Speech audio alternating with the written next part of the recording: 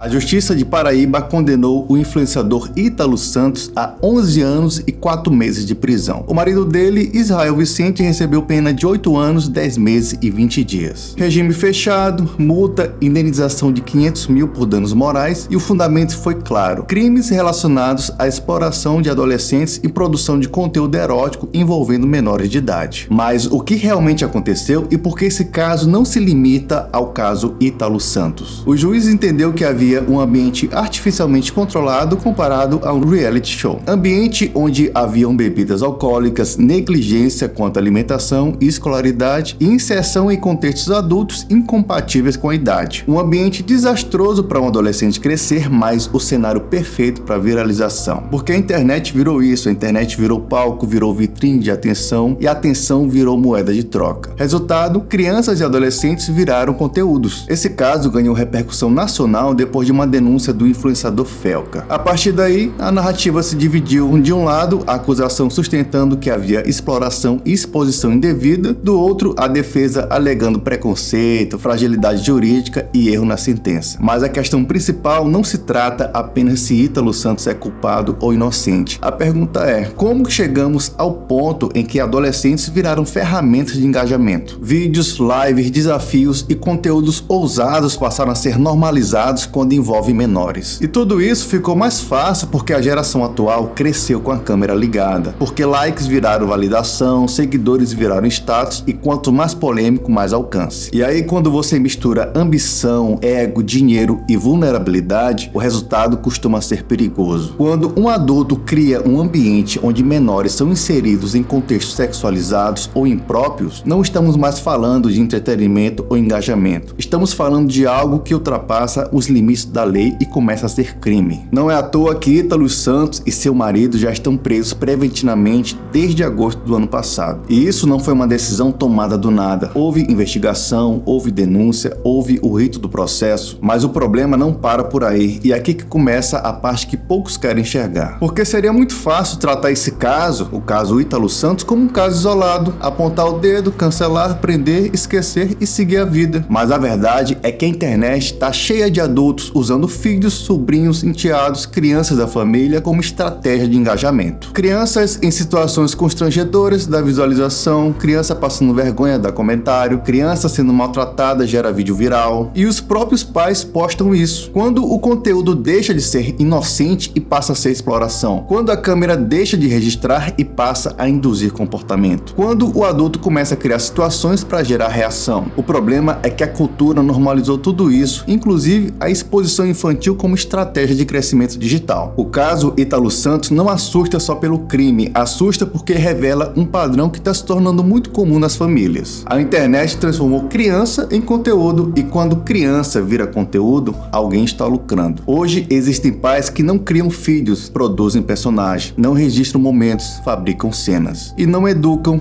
implantam roteiros. A infância deixou de ser fase e virou produto digital. E tudo isso começa de forma inocente, um vídeo bonitinho, uma exposição leve, uma brincadeira engraçada, mas o algoritmo não recompensa inocência, ele recompensa atenção, reação, polêmica, emoção forte. Quanto mais impacto, mais alcance. Quanto mais exposição, mais crescimento e tudo piora quando adultos percebem que podem lucrar com isso. E é nessa hora que começa a ultrapassar o limite. Primeiro a criança aparece, depois a criança é exposta, depois a criança é constrangida e por fim a criança vira ferramenta de monetização. E quando você mal percebe, menores já estão sendo sexualizados. O adulto fica tão fissurado no resultado monetário que ele não se importa mais com a inocência e com a infância da criança. E a pergunta que ninguém faz é simples: você acha que tudo isso existiria sem câmeras, sem likes, sem comentários e principalmente sem lucro? Se não tivesse público, ainda fariam? Se não tivesse dinheiro, ainda postariam? É claro que não. E quem consome esse tipo de conteúdo é tão doente quanto quem produz. E é claro que nem todo pai ou mãe está explorando, nem todo conteúdo com criança é problemático, mas existe uma linha e quando a motivação deixa de ser a criança e passa a ser um engajamento, algo já se perdeu. O caso Ítalo Santos virou condenação e ganhou visibilidade porque, segundo a justiça, houve exploração e criação de um ambiente que colocava menores em situações inadequadas. Mas a lógica por trás, transformar vulnerabilidade em alcance, já está espalhada há muito tempo. E muitos pais fazem isso sem nem perceber, só vão perceber quando virar processo. Quando uma criança cresce sendo filmada, observada e transformada transformada em conteúdo, algo muda dentro dela. Infância precisa de anonimato, precisa de erros sem plateia, precisa de fases em registro eterno e precisa de privacidade para formar identidade. Quando a vida vira palco, a criança aprende cedo demais a performar. Ela começa a agir para a câmera, começa a reagir para agradar e passa a sentir que só recebe atenção quando gera conteúdo. Aos poucos, algo perigoso acontece. Ela associa valor pessoal com audiência. Se o vídeo vai bem, ela se sente aceita. Se o vídeo fracassa, ela se sente rejeitada. Quando esse padrão acompanha a adolescência, o impacto parece de forma mais clara. Surgem dificuldades de identidade, necessidade constante de validação, ansiedade social e muitas vezes ressentimento contra quem permitiu essa exposição. Porque chega um momento em que a pessoa cresce e percebe que a própria vida dela foi exposta antes mesmo dela ter poder de escolha. E existe algo que pouca gente fala: a internet não esquece. O vídeo constrangedor continua existindo, a exposição permanece acessível e o passado fica disponível para sempre. Enquanto os adultos que exploraram seguem suas vidas normalmente. Quem foi usado como ferramenta de exploração fica refém dos vídeos para o resto da vida. Esse é o tipo de consequência que não aparece em notícia, mas molda o psicológico ao longo dos anos. Quando uma criança cresce em um ambiente onde a emoção vira conteúdo, ela perde a fronteira entre o que é vida real e o que é performance. Aprende que chorar pode gerar atenção, que conflito gera audiência e quanto maior a exposição apelativa, maior a validação. Isso pode deformar a forma como ela constrói relações no futuro, porque quem cresce performando tem dificuldade de ser quem realmente ela é. Tem dificuldade de se sentir suficiente sem plateia e dificuldade de viver sem aprovação alheia. E essa é a pior parte. Nem todo dano aparece na infância, muitos surgem anos depois. Quando a pessoa tenta viver longe da exposição, mas o passado digital não permite. Quando ela tenta ser levada a sério, mas a internet lembra quem ela foi. Quando tenta construir identidade, mas já existe uma identidade pública criada por outros. Agora conecte tudo isso ao caso Ítalo Santos, que segundo a sentença, houve criação de um ambiente controlado, exposição a contextos inadequados e negligência quanto à formação básica de adolescentes. Isso significa que não foi apenas um conteúdo, foi uma estrutura muito bem calculada para lucrar com o mal. Quando um ambiente trata menor como peça dentro de um sistema de audiência, o impacto vai além da lei. A lei pune o ato, mas a mente carrega o efeito. Você acha que é normal uma jovem igual a Camilinha, aquela menina quando tinha 15 anos parecia que tinha quase 30. Agora imagina o psicológico dela. E quantas crianças hoje estão crescendo diante de câmeras, vivendo para audiência, sendo moldadas por engajamento sem que ninguém perceba. Porque o problema nunca começa no escândalo como esse, começa na normalização. O caso Ítalo Santos é apenas o extremo visível, mas o verdadeiro alerta está no invisível, no silencioso que acontece todos os dias, dentro de casas onde a câmera nunca desliga. E a lição é clara: infância não é palco, não é estratégia e não é moeda. Quem protege, forma e educa. Quem expõe, machuca. E as marcas dessa dor na infância podem te acompanhar pelo resto da vida. Infância não é palco, não é ferramenta e não é moeda para adultos sem vergonha lucrar. A internet muda, o público muda, o tempo passa, mas o que é plantado na infância acompanha por toda a vida. E no final, o que permanece são as consequências das escolhas feitas quando alguém achava que não haveria um preço. Mas existe um preço